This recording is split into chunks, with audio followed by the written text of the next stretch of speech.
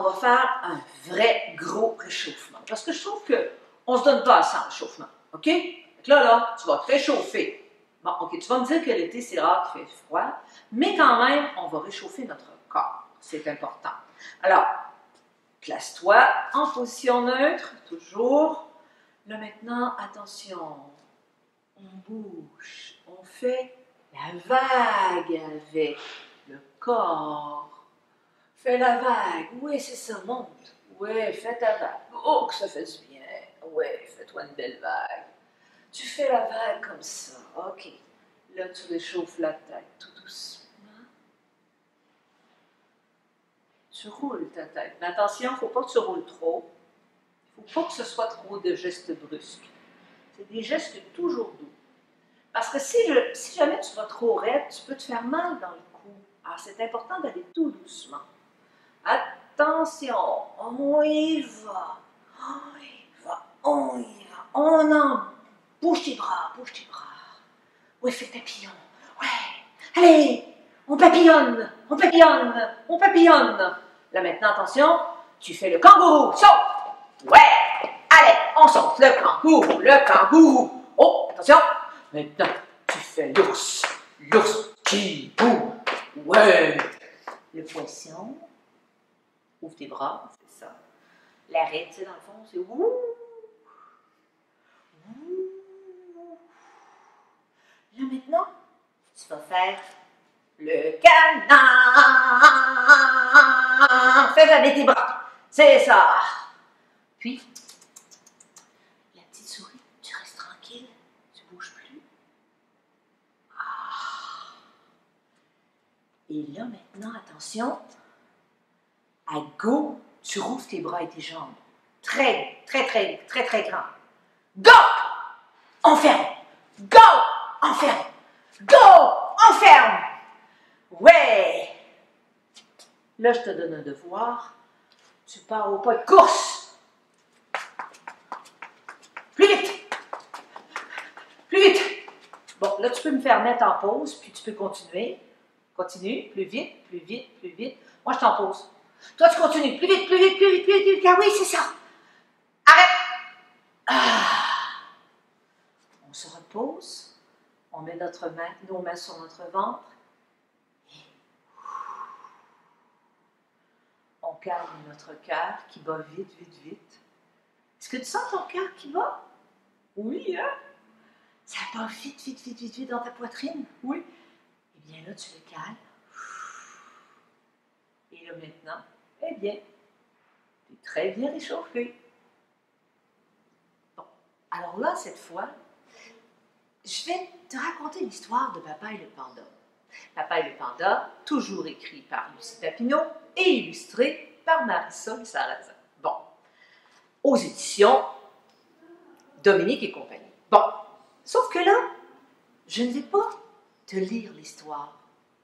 Je vais te la raconter. Tu sais, il y a une différence entre lire une histoire et la raconter. Lire, c'est quand vraiment tu suis mot à mot et tout ça. Moi, je vais te la raconter. Tu vas te rendre compte que c'est presque comme si je la lisais, mais je me permets de rajouter des choses, des sons, des voix. Alors là, maintenant, t'es prêt? On y va. Il était une fois. Moi, j'aime ça commencer avec ça. Au pays des pandas, le ciel est presque toujours bleu. Oh, bleu! Mais aujourd'hui, il y a un petit nuage. Ah! Un petit nuage qui monte son bout de nez. Oh, oh! Un nez vraiment très noir. Oh! Oh! Et là, Ossobuco, l'orang-outan dit: oh oh! On dirait qu'il va pleuvoir. Oh!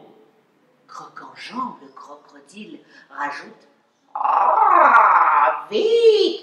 Un orage se prépare! Et Gilda, la girafe, rajoute alors: vite!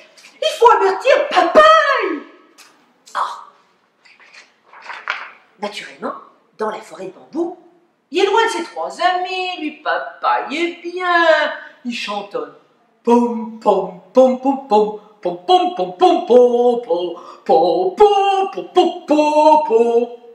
Il voit pas le petit nuage. Oh, est-ce que tu as vu le nuage qui grandit grandit, grandit, grandit à la vitesse suivante. Le nuage est devenu très grand. Et comme d'habitude, il est dans la lune, Papaye. Pom, pom, pom, pom, pom, pom, pom. Il a oublié ses lunettes. La première fois, la première goutte, elle tombe sur une roche plate. Plac! Oh! La deuxième couche, la deuxième goutte, elle tombe sur une pierre ronde. Ploc! Et tu sais quoi? Eh bien, la troisième goutte, elle tombe sur la tête de Papaye. Plouc! Oh non! Au secours! Au secours! Je repetisse! Eh oui, aussitôt dit, aussitôt fait. Le panda géant devient bientôt de la taille d'une bébé souris. Oui, regarde! Papaye est allergique aux gouttes de pluie. Oh, t'imagines? Alors de toutes ses petites forces, Papaye, il court vers sa maison. Bientôt je serai au sec. Mais là, oh non, les branches se mettent à craquer. Oh mais qu'est-ce qui se passe? Et il y a une énorme voix qui se met à crier. Papaye! C'est Osobuco! C'est Osobuco qui veut le prévenir. Oh non! Et là, naturellement, Papaye, lui qui est rendu tout petit, il hurle avec sa voix de mini-souris. Je suis ici, sous la violette. Oh non, Osobuco, il n'a rien entendu, lui. Il n'entendra pas une voix de souris. Papaye, Papaye, Papaye, où es-tu, Papaye? Papaye rebondit à gauche, à droite. Oh non, regarde! Oh, il faut qu'il se sauve du pied de Osobuco. Oh là là! Il bondit, il dévale la pente, il s'en va jusqu'au bas et plouf! Il tombe dans la rivière, ballotté par les vagues. Oh! Oh non! Là, tu comprends bien qu'il a peur, alors il attrape la première chose qui passe. Oh! Regarde, c'est la queue de Cannelloni, le caneton. Ouf, je suis sauvée! Oh! Mais là, il entend un grand bruit. Ah, Papaye! Papaye! Qu'est-ce que c'est? Oh non, c'est Croc-en-Jambe, le crocodile! Qui ouvre grand la bouche pour appeler son ami Papaye. Papaye! Papaye! Et là, regarde, accroché après la queue de Cannelloni, oh! Papaye, le panda, minuscule, oh! Il est entraîné et il se dirige tout droit vers Croc-en-Jambe et ses 35 dents. Oh! Heureusement, Cannelloni, lui, a pas oublié ses lunettes. Ah non, hein? Et attention! Et il s'envole. Est-ce que tu as vu la différence entre la première bout de l'histoire que je t'ai racontée l'autre jour et celui-là? Bon, là, tu vas me dire, mais je veux savoir la suite! Ah, tu voudrais savoir la suite? Ouais. Comment tu pourrais faire pour savoir la suite de l'histoire? Ah, tu pourrais peut-être la lire. Et oui, tu peux lire la belle histoire de Papaye le panda. Mais tu sais, l'histoire de Papaye le panda, elle fait partie d'une série. Une série extraordinaire qui s'appelle Les Amis de Gilda la girafe. Peut-être que tu la connais. Gilda la girafe, c'est elle. Et elle vit dans sa forêt, d'accord? Et elle vit plein d'aventures avec ses amis.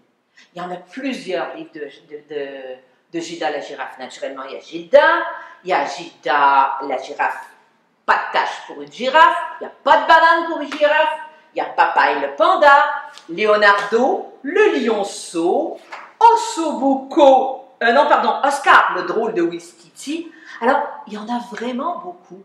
Et moi, tu sais quoi?